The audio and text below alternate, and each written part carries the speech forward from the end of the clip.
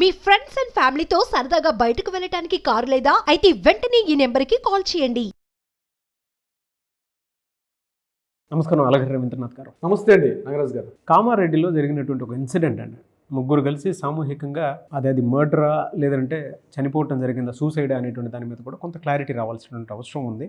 అందులో మీకు తెలిసినటువంటి వాస్తవ కోణాలు ఏంటి, ఏం జరిగింది? కామారెడ్డి జిల్లాలో జరిగినటువంటి డిసెంబర్ 25వ తేదీ మధ్యాహ్నం 1 గంట ఆ ప్రాంతంలో ముగ్గురు వ్యక్తులు కనిపించడం మానేశారు. ముఖ్యంగా బిక్కనూరు ఎస్ఐ అయినటువంటి సాయి కుమార్ గారు, అదేవిధంగా బీబీపేట ఏరియా ఉన్నటువంటి శృతి, ఆమె కానిస్టేబుల్గా వర్క్ చేస్తున్నారు గడిచిన 7 సంవత్సరాలుగా. అయితే వీళ్ళిద్దరితో పాటు ఒక కంప్యూటర్ ఆపరేటర్ అయినటువంటి అక్కడ నిఖిల్ కూడా ముగ్గురు కలిసి ఆ చెరువులో మృతదేహాలుగా లభించడం కొంత మిస్టరీగా అయితే ఉండడం జరిగింది నాగరాజ్ గారు.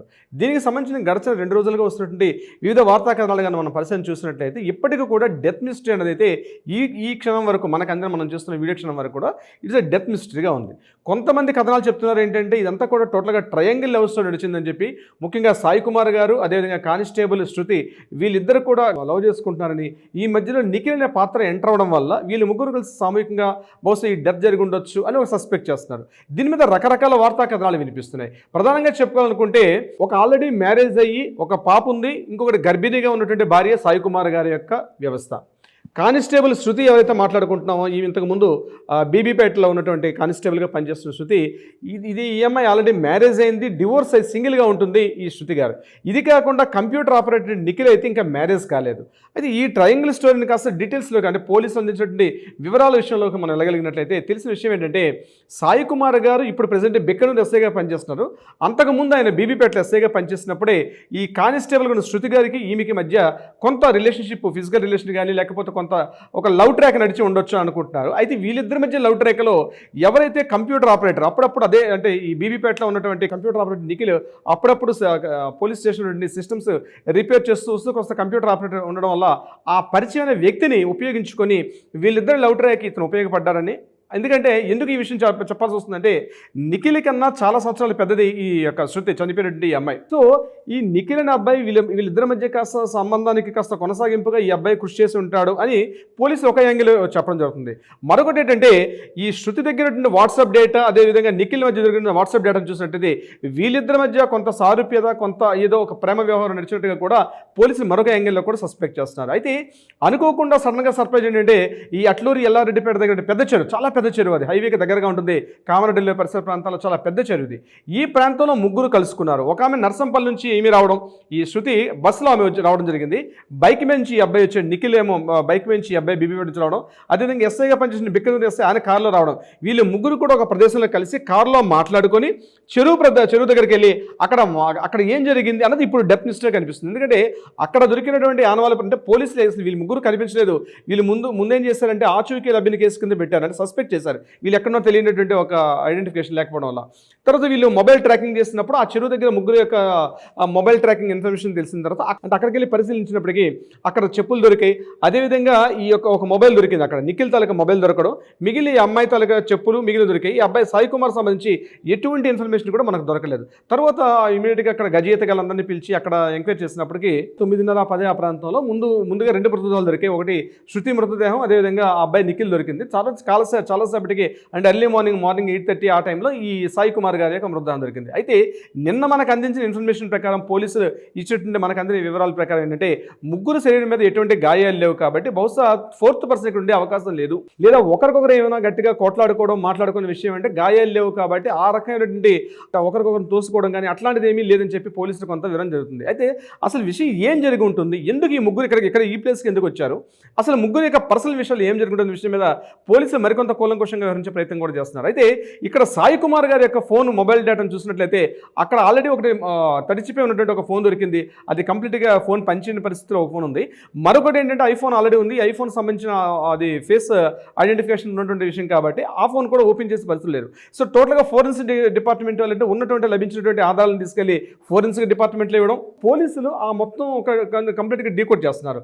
అందులో ఉన్నటువంటి డేటా ఎవరిది, డేటా అసలు ఏం మాట్లాడుకున్నారు, ఈ చనిపోయినటువంటి కొన్ని గంటల ముందు ఈ డిస్కషన్ ఏం జరుగుతుందనే విషయం మీద పోలీసు పూర్తిగా సంపూర్ణంగా విచారణ చేసే ప్రయత్నం చేస్తున్నారు దీనికి సంబంధించి. అయితే ఏదేమైనప్పటికీ కూడా అసలు చెప్పడం ఏంటంటే సాయి కుమార్కి అదేవిధంగా శృతి అనేటువంటి ఆల్రెడీ డివోర్స్ తీసుకొని సింగిల్గా ఉన్నటువంటి వీళ్ళిద్దరి మధ్య ఒక సన్నిహిత సంబంధ బాంధవ్యం ఉన్నట్టుగా మాత్రం కొంత కన్ఫర్మేషన్ చేశారు పోలీసులు. అయితే ఒకటి మెయిన్ ఏంటంటే ఇది పర్సనల్ విషయం ఓన్లీ, అంటే వాళ్ళ ట్రయాంగిల్ లవ్ స్టోరీకి నిఖిల్ వచ్చాడు కాబట్టి ముందుగా ఎవరైనా చెరువులో దూకుతుంటే ఆత్మహత్య ప్రయత్నం చేస్తే మిగిలిన ఇద్దరు రక్షించడానికి వెళ్ళి అట్లా వచ్చేసారా, లేకపోతే ఎప్పుడైతే మిగిలిన విషయాలు కొన్ని బయటకు వచ్చాయో మిగిలిన ఇద్దరిని తోసేసి తను ఉండడం వల్ల మిగిలిన విషయాలు బయటకు వస్తున్న ఉద్దేశంతో తను కూడా కావాలని ఎవరైనా సూసైడ్ చేసుకున్నారా, అంటే ముగ్గురు ఒకేసారి చెరువులోకి వెళ్ళి మృతదేహాలుగా తేలడం అంటే అలా ఉండడానికి అసలు సస్పెక్ట్ చేస్తున్నారు.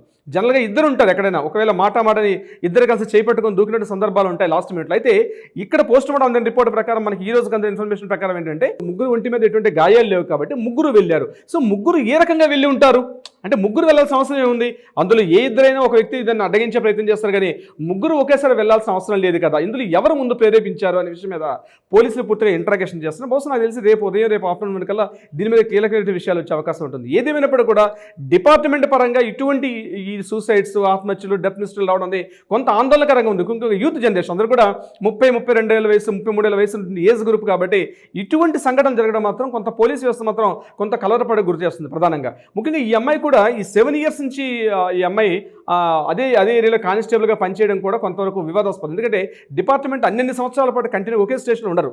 సో ఇక్కడ ఏం జరుగుతుందనే విషయం మీద కూడా చేస్తున్నారు. మెదక్ జిల్లా ఉన్నటువంటి కొచ్చారం ప్రాంతం చెందినటువంటి సాయి కుమార్ గారు, ఈయన యాక్చువల్లీ మెదక్ జిల్లా, వీళ్ళ బాబాయ్ కంప్లీట్గా లక్ష్మీనారాయణ అని చెప్పి అతను పోలీస్ డిపార్ట్మెంట్లో ఒక మంచి సేవా పథకం అందుకునే వ్యక్తి.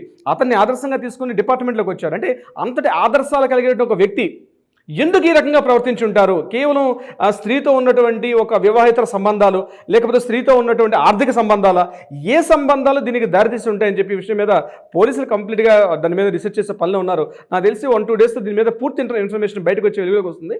ఇప్పటివరకు ప్రాథమిక సమాచారం మేరకు మనకి ఈరోజు అందిన ఇన్ఫర్మేషన్ ప్రకారం, పోలీసులు అందించిన ఇన్ఫర్మేషన్ ప్రకారం మనం మాట్లాడగలుగుతాం. బట్ ఏదేమైనప్పటికీ కూడా చాలా విచారం అండి ఇట్లాంటి సంఘటనలు డిపార్ట్మెంట్లో జరగడం అన్నది. ఎందుకంటే యూత్ వీళ్ళందరూ కూడా మంచి పదవులు అందించుకొని రాబోయే రోజుల్లో అంటే కష్టపడి, ఒక ఎస్ఐ అంటే ఎంతో కష్టపడి చదువుకొని ఒక గ్రేడ్ 1 వస్తే తప్పించి ఆ పోస్టుకు రాలేరు. కానిస్టేబుల్ అయినా సరే, ఎస్ఐ అయినా సరే.